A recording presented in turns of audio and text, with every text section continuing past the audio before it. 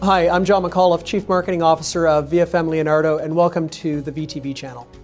VTV has been produced for hotel e-commerce, marketing, and sales professionals to provide insights, knowledge, and learnings from industry experts on how to extract more value from a hotel's presence on the internet. Each week, I interview an industry expert on a single topic. We encourage you to email us at vtv@vfmleonardo.com to suggest a topic that you would like us to cover in future episodes. Today, I'm pleased to be joined by Felix Laboy, the President and General Manager at Sabre Hospitality Solutions. Felix is a well-respected expert in the travel industry. He pioneered the development and integration of many hospitality internet marketing best practices and solutions that are today replicated and embraced industry-wide. Felix founded eSite Marketing in 1999, the first internet marketing company specializing in online business solutions exclusively for the hospitality industry. He was named one of the top 25 extraordinary sales and marketing minds of 2008 by the Hospitality Sales and Marketing Association International. Felix, welcome to VTV channel, and thank you for joining us again. John, thank you for having me. Today's topic, untapped online opportunities. Felix, in your opinion, what are the biggest untapped online opportunities for hotel e-business professionals today? I would say, taking a little bit of a page from the airlines is the fact that the hotels need to promote more of their add-ons, let's say, or upgrades. So the airlines do a great job of offering additional, paying for additional legroom or paying for, window seats, first class, business class. And I think hotels could take a little bit of a page from that book and take advantage of the fact that hotels, we have upgrades that we can make to suites, perhaps maybe early check-in, late checkouts, ancillary services such as airport pickups or drop-offs, different things like that might help whether it's a business traveler or leisure traveler, to make their stay a little bit more enjoyable and to generate more revenue for the property. It's interesting. It brings me to some research that I recently saw with Forrester in their technographic study. They had talked about a group or a segment of the population that they refer to as the content-sensitive traveler. And these are the 40% of travel shoppers who will not stay at a hotel where they do not see written or visual content that makes them feel comfortable and confident in their choice. One of the things that they talk about is that this particular segment of the population is prepared to pay more money for those services that help them save time during their hotel stay, which certainly goes to your point that if hotels actually grasp the idea of merchandising some of those items that are upgrades or add-ons, they certainly would appeal to this particular target group. Have you seen any hotels out there that are doing this successfully today? I have. I know that there are hotels that are, looking at the pre-arrival. So what they'll do is they'll send out, so for example, Rosewood Hotels and Resorts, I know does a good job of this, where they will, a guest has a reservation and the office sends out a pre-arrival email. It depends, when you want to send that out, whether it's, a few days out or a week out or 2 weeks out, depending on when you've made your reservation. And it really provides some information to the guest about what's going on, what's going on in that particular locale, what's going on in the hotel.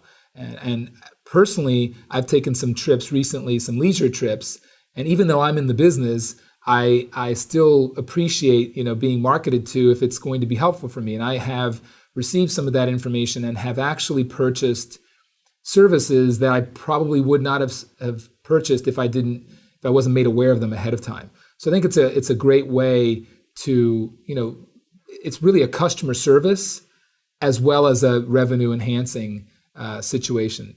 And then if you can add sort of rich media and other content about your particular offer, I think that goes to what you were saying about in the survey.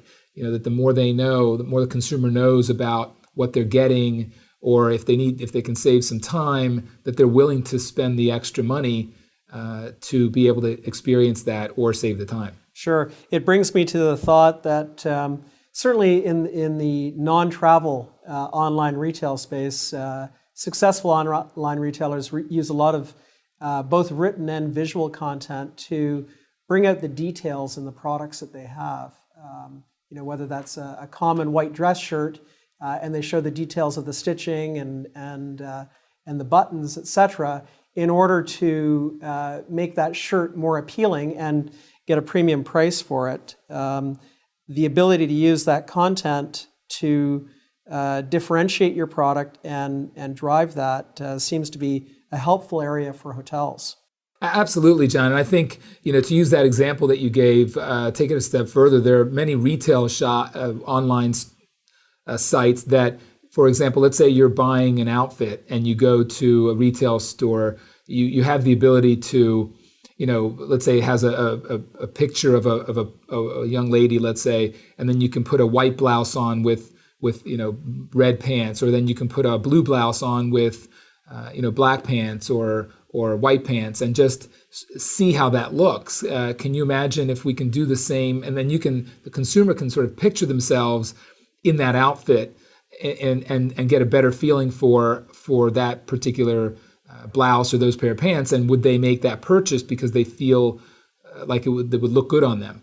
Think about that if we could do more of that in the hotel business, which is to give information, whether it's rich media, whether it's videos or photography or content, to give to that consumer so they can then feel as though they're in that space. So let's say you're traveling with a family and you can give imagery or content that shows how your children or family would be, let's say, interacting with that property. Wouldn't that be a powerful message to give to the consumer? And perhaps you would see, an increase in conversions for that particular market segment because you've added that information. It would certainly help to differentiate you from other hotels on something other than price point, wouldn't it? Absolutely, absolutely. One of the things that we find interesting sometimes is in the hotel business, online there may be a hotel might have a number of rooms for offer, and for example, a king room at a price point of say $200 and a king room with a view at a price point of $300. Yet they'll use the same visual content to present both rooms. And it begs the question, what is the view? And am I prepared to pay $100 for a view that I haven't seen prior to booking that hotel? Exactly. One of the things that I think our audience would be interested in hearing from you, particularly as a pioneer in the e-business side for hotels, and that's really this whole idea of being able to use content for two, what I call distinct but really main categories in the online space. The click side, or those types of activities that you would use to generate traffic to your website, and the post-click side, or those activities that you would use to extract more value or more conversion, if you will, from your hotel or from your traffic once they get to your website.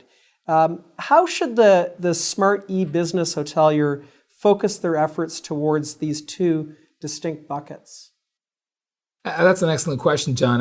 We face that every day in terms of when we look at designing websites from our internet marketing division within Sabre, Hospitality Solutions. And I think it's a matter of they both need to work in tandem. So I don't think we can separate the two, that you mentioned. But in terms of the getting to the website or getting to your content, it's about how you position or how the hotel positions themselves in those arenas. So it could be that if you're a golf resort, what are the visuals, what are the images, the videos, the content that are on other golf-related websites where a golfer might be searching for information and then be able to get to your particular property's website from that golf-related website? is the imagery and content, et cetera, appropriate for that golfer, right? Because if you just have a picture of the property and it's not really golf related, then why would that golfer want to select your particular property over another golf resort? So I think in the sense of making sure that out there on the sort of World Wide Web, you want to make sure that all of your information is market centric. So if you're trying to attract golfers, then it should be golf related. If you're trying to attract the wedding market, it should be wedding related. If you're trying to attract groups or family travelers, whatever the market might be, make sure that that content and imagery is such that those consumers can feel good about what they're searching for. On the other side is once you get to the property, excuse me, once you get to the property's website, you want the same seamless flow of information. So we use something called behavioral targeting, which allows, we can tell where the consumer has come from. So if the consumer has come from a wedding-related website, we'll serve up imagery and content that is wedding-related. And we can do that through technology today that we couldn't do in the past. And that gives the consumer a good feeling that the website, the property is providing me with individualized content and not just giving me content, for the masses. It sounds like in order to be successful online today, a hotelier really needs to take a look at the content that they're delivering and not only use it to help them promote those ancillary services and upgrades that are highly profitable items for them, but they can use that to bring relevance and context to the visit that a travel shopper has to their site, therefore making that visit a little bit more personal and a little bit more